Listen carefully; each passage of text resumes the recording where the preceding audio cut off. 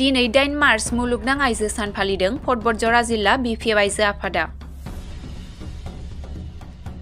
कक्राझार जिल्ला फटबरजरा महकुमानि सिङाव थानाय काजिगावनि फटबरजरा जिल्ला बिपिएफ मावख'आव दिनै 8 मार्च मुलुगनां आइजो सान फालिनाय जादों। बे हाबाफारियावनो फटबरजरा जिल्ला बिपिएफ आइजो आफादनि आफादगिरि जयमती नार्जारिनि दैदेननायाव फुंबिलि 9 रिंगायाव फिरफिला बिरहोयो। मिरु सिडब्लिउसि आइजो आफादनि नेहाथारि जयमती ब्रह्मगिरि आरो मुंख्लं खाम्फायाव बिबार बावजेनो मिरु सिडब्लिउसि सोद्रोमा साबस्रि ब्रह्म बिथाङा।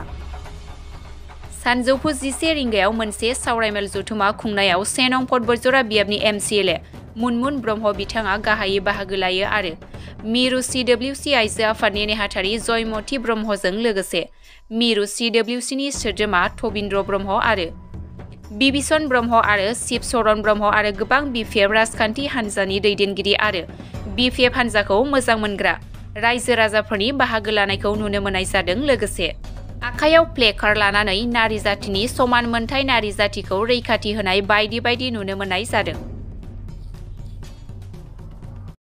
दिनै फटबरजरा डिस्ट्रिक्ट वमेन बिपिएफनि दैदेननायाव जोङो आइजो सान फालिदों। आइजोफोरनि जौगानाय जिकुनु आइजोनि साफ्रोमबो आइजोनि सल तथा आइजोफोरखौ जों सन्मानार्थे दिनै इन्टारनेशनेल वमेन डेखौ जों बाहाय खुंफुंदों। बाहाय जोङो माखासे आयदाबो लादों जे जोङो बयनिख्रुइ आइडियेल बिमा, बयनिख्रुइ गोख्रों बिमा, बयनिख्रुइ गोख्रों समाज सेबिका आरो आंबो सासे आइजो पलिटिशियान हिसाबै दिनै वमेन बिपिएफआ आंखौबो स्वीकृति होदों। बेखिनि आयदाफारिजों जोङो दिनै आइजो माहारिफ्रा आइजोनि दिनखौ जोङो बाहाय खुंफुंदों। बेथ' जोङो गोबां ससियेल मिडियायावहाय दिनै आइजो दिन हिसाबैहाय माने गोबां ससियेल मिडियायावहाय गथ' थाखानायफ्रानो माने गुबुन हौवाफोरजों खारलाङो, बेनि सोमोन्दै मा बुंगोन दिनै वमेन्स डे हिसाबै? बेफोरबादि खामानियाबो आं सानो जे आइजोफ्रा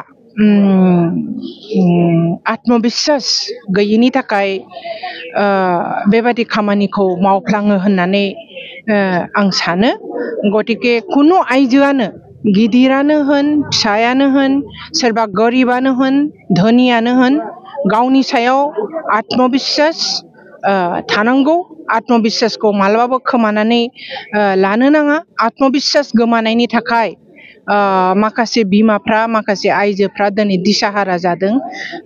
बियो बहुत आनफर्चुनेट।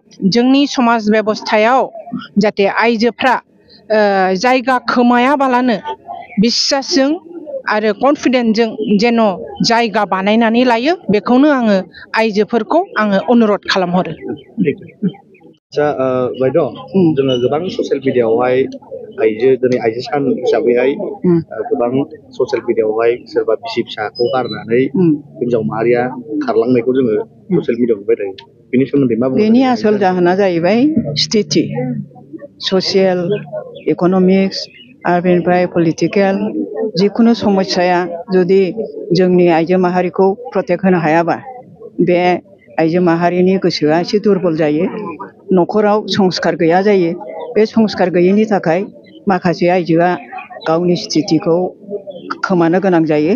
बेनिखायनो बिसोरो गावनि आत्मबिश्वासखौ लाखिनानै गावनि सुबिदाखौ नागिरनानै गुबुन सासे न'खरनि मानसिजों खारलांनो गोनां जायो। नाथाय जों बेखौ दा सिरियास जानांगौ, जोङो बेखौ प्रटेक्ट खालामनांगौ। इन्टारनेशनेल उइमेन डेनि जरियथे जोङो बेफोरबायदि समस्याखौ समाधान खालामनो थाखाय जेब्लायबो जोङो सोमावसार खालामनांगौ। जोङो आइजोखौ मोनथाम बाहागोआव राननो हायो। सिगाङाव जाहैबाय हिनजावसा, बेनि जाहैबाय बिहामजो आरो बेनि उनाव जाहैबाय जोङो बिमा। बे मोनथाम केटेगरियाव जोङो आइजोखौ राननानै जुदि बबेबा बिमाया सोरनिबा उसुथनियाव सोरबा माबा बुंनायाव बिसोरो बिसलित जायोब्ला बिसोरो माने गावसिनि जिउखौ मोजाङै खांलांनो हाया। बेनि थाखायनो जों बे मोनथाम केटेगरिनि आइजो माहारिनि मोनथाम केटेगरिखौ जोङो मजुत लाखिनानै सांग्रां जानांगौ।